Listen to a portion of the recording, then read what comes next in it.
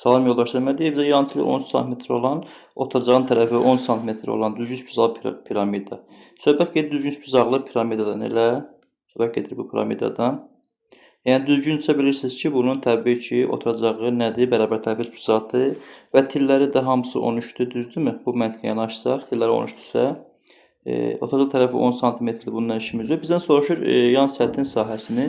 Biz artıq bunun bir səthini, biz də bilirsiniz ki, 3 dənə yan səthi var da. Bir dənəsini tapsaq, birini tapsaq, bunu da vurarıq 3-ə, taparıq hamısını, düzdürmü? Gəlin tez birini tapaq. Birini tapan nədən istifadə edir? Nə sinüs var, nə hündürlüklə falan. Biz heronun üstünə istifadə edir. Heronun üstünü bilirsiniz ki, heronun üstünə sahə nəyə bərabər olasıdır? Perimetr deməli neçə olacaq? 13, 13, 26, 10, 36, 36-nın yarısı 18, vurulsun 18 çıxılsın 13, vurulsun 18 çıxılsın 13, vurulsun 18 çıxılsın 10, düzdürmü? Əla. Bu da bərabər təbii ki, nəyə? Kök altında 18 vurulsun 5, vurulsun 5, vurulsun 8.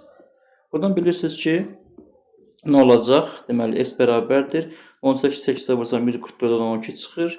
5-dən biri çıxır. Olur cavab 60. Və təbii ki də 3 dənə olduğu üçün S3 olacaq. 3 vurulsun 60 bərabərdir 180-ə. Doğru cavab oldu 180.